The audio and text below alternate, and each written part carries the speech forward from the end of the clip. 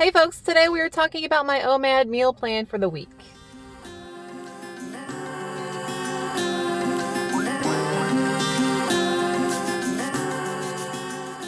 Please excuse the mess in the back. I'm in the process of moving and I just throw all my stuff back there. So we're gonna go shopping today. I'm gonna show you what I get, but just keep a couple things in mind. I do not recommend OMAD for everybody. I've just kind of fallen into it for the past year or so, since last January-ish, and it's just been working for me in maintenance mode.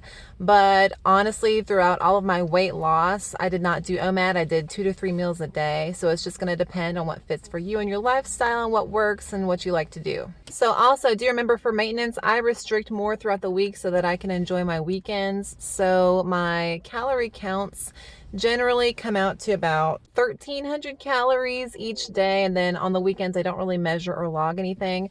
But I also want to talk about intuitive eating, and this video will actually link to my next video because today we're just going to go shopping and I'm going to talk about the food that I get and about OMAD and things. But in my next video I really want to talk about intuitive eating, and I'm gonna like kind of show you how that's been going for me because I've been moving and going through some changes in life, and so my eating habits have kind of had to adapt a little bit.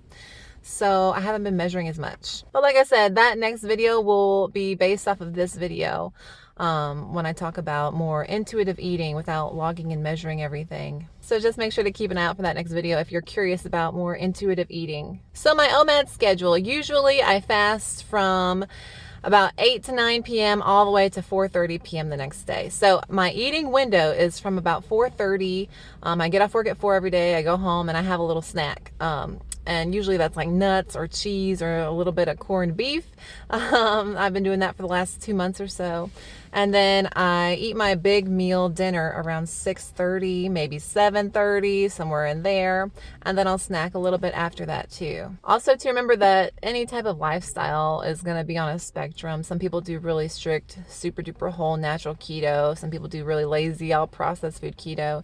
Somewhere in the middle for myself, my main meal, I like it to be more fresh and natural, and you'll see what I get. But then like my snacks, you know, if it's processed, I don't really care. As I've mentioned in other videos, I have cut out sweet treats, and I haven't had one of those since before Thanksgiving, and I'm not doing my diet soda anymore. It's been about 6 months, since August or so, that I haven't had a diet soda. So a little bit different, kind of an update, doing an OMAD video for you guys. So I hope that you enjoy, and let's go shopping. I don't have my reusable bags today because I've been using them to move things. So we're gonna have to get plastic, sorry. So the plan for today is to do a caprese salad with chicken. And so I have to get some more mozzarella. I really like this Stella brand. It's very creamy and smooth and salty. So I'm gonna get a couple of these. So 2 8 ounces of the Stella mozzarella. Okay, now for the other part of the caprese salad, I'm gonna need some tomatoes. So I like these little oblong ones. I don't even know what they're called. Plum Roma tomatoes, but I like these because they're a little bit firm and they slice nicely, and they're not too sweet because, you know, on keto we try and avoid the sweeter, you know, vegetable options. So they're not like those kinds of tomatoes. Slightly less sweet, a little bit more keto, so I like to opt for these. But whenever I log it, I just use the regular USDA data that I found years ago, for just the regular old tomatoes. So that's what I use when I log it anyway. But I like these. And for my salad, I would use 2 of these. So I got 10 for 5 nights out of the week, Monday through Friday. Like I said, on the weekend I have more fun, I go out to eat, and so I got enough for Monday through Friday. So I've already got some balsamic vinegar at my place, and this is probably the sugariest thing on the list. It's got 2 grams of carbs per tablespoon, and I don't even measure it. I just kind of look and see what 2 tablespoons looks like, just because I'm not that crazy anymore. But that's one of the staples I keep, you know, just look like mayonnaise and eggs I always have around. So any type of vinegar I like to have on hand, so I don't have to get it today. I've already got some, but anyway. I always have to go to Publix to pick up my basil because it never looks that great. Come on, Food Line, you can do it. Get some good basil plants, please. Now, the actual last thing I need for my main meal, my chicken and caprese salad, is the chicken. I already have balsamic vinegar for my salad. So I'm gonna grab some chicken breasts. Now I've already got 2 breasts in the freezer, so I'm gonna just pick up this 4-pack and call it a day. Okay, so that's all the main meal stuff. Now I'm gonna go grab my snacks. have a very love-hate relationship with nuts. They keep my digestive system regular because they have so much fiber, and they really do fill me up. I've noticed recently.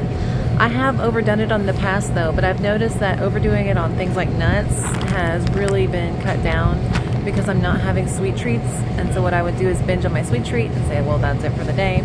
And then I binge on some nuts. But since I'm not doing my sweet treat, I haven't been binging. So I'm gonna get some pecans and some peanuts. I got some real good peanuts. They're like sriracha. Yum, yum, yum. And pecans are one of the most keto-friendly nut options. They're usually like 1 net gram of carbs because they're mostly fiber and fat. 4 total, 3 fiber. And they're about the same calories as all the other nuts, about 200 per serving, which is 20 or 30 grams. 30 grams, usually 28, but whatever. Okay, y'all, don't judge me, but I really do enjoy this canned corned beef. And yes, it is filled with preservatives, but it's a good snack for me and it works, so I use it. So 56 grams is what I usually eat. I'll just measure it out on my gram scale.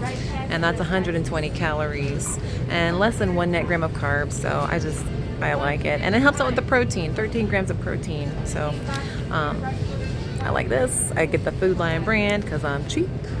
So in other videos I've said that I try and avoid this section with all the nuts, but it's been working. You know, just you gotta change it up and figure out what works at different points in time. So I really do love these. My mom loves these. So I'm gonna get a couple cans of these because, well, I'm kind of living in 2 places.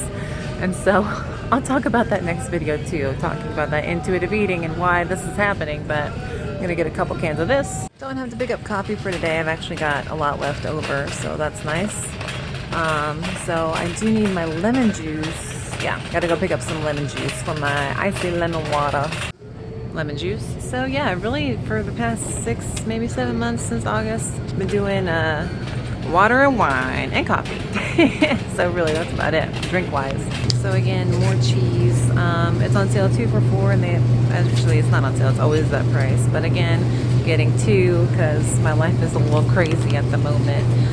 But yeah, I subsist off of meat and cheese right now, and nuts, and wine and water, and coffee.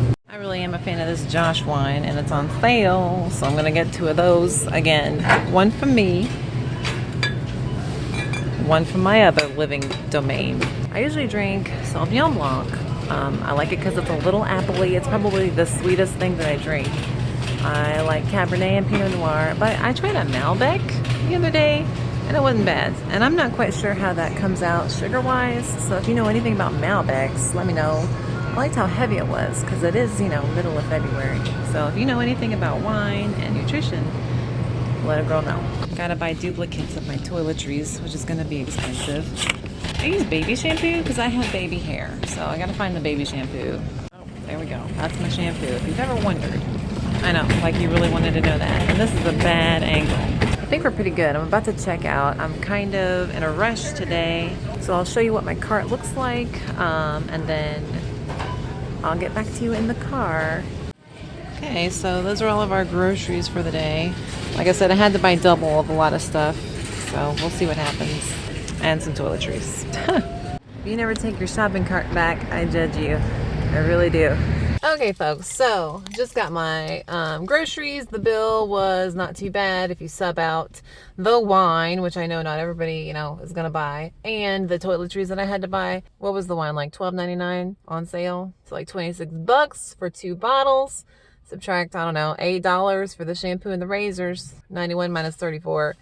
So not too bad for buying a couple duplicates of things for the week. But they did not have my basil, so I'm gonna go get my basil at the Publix, but I'm actually in a rush, so I'll have to do that later. So again, I do OMAD. I snack around my main meal, and I do OMAD because it just helps me keep my mind off of food throughout the day. I would recommend it for weight maintenance. I never did it for weight loss, so I can't really speak to that. I definitely think though that if I had started my keto lifestyle and keto journey trying out OMAD, I think that I would have probably failed because it would have been too much too soon. So if you're starting out keto and you've never fasted before, I would actually say eat, you know, at the exact same times that you normally eat, just sub out the food. So there's that. But what I really like about OMAD is that I can have one really good meal and I can have those tastier snacks. So I don't feel as deprived if I had like 3 smaller meals where I really had to watch my carb and calorie counts and divide it throughout the day. And I get that full feeling, which I've always craved. Maybe one day I'll get over that too. I feel like I'm coming over some real, major life addictions. So maybe one day I won't want to feel full whenever I do eat. But I think that going OMAD really does help with keeping that desire down throughout the day because I'm not eating, so I'm not going to get that full feeling. And then when I do eat, I can get that full feeling. So it works both ways, I suppose. But let me know, what are your thoughts? I didn't get very many vegetables because I've been moving. I haven't been having very many vegetables just because they're harder to keep around. Yeah, I got some tomatoes, which is a fruit, whatever. But yeah, I haven't really been getting that bulk from vegetables. I've been eating higher fat than I normally do because I've been on a crazy schedule. And so it's just easier when I get home from work to have some slices of cheese rather than making a salad or sauteing up some vegetables and chopping them. And so I have been tending more towards a higher fat, less carby meal, less volume in my meals. So yeah, definitely just been eating more meats and cheeses and nuts, which are all, foods that have higher caloric to volume ratios. But like I said, every keto guru that you ever listen to on the internet, we all change what we do day to day, and that's okay. You've got to make your diet and your health fit your lifestyle. Because if you can't adapt it, it's not sustainable. And y'all know sustainability is just necessary to not only lose weight, but to keep it off. So that's what I really like about keto. And I know I talk about this all the time, but that's why I like it. And that's why it worked for me and why it works for so many people out there. So again, check out my next video because it's going to kind of piggyback off of this video. I'm actually going to show you a little bit of how I'm going to cook and prepare my food and go over some of the nutrients and, the calories and everything. And I would really want to talk about intuitive eating because I've been hearing that term more and more, especially online and things. And I have never really done it in the past 5 years. Before I started losing weight and counting everything that I eat, I've never just eaten intuitively. And with my lifestyle change now, I'm kind of, testing it out. And I just kind of want to share that experience if you are interested in learning about that. So definitely check out my next video that will kind of talk about everything that's been going on, not only with my life, but with my food and, how I'm just trying to adapt and overcome issues. All right, y'all. If you enjoyed the video, please do not forget to like and subscribe. That would help me out so much. And if you'd like to follow me on social media, I will link all of that down below. Again, thank you guys so much for watching. My name's Allie. Have a good one. Bye.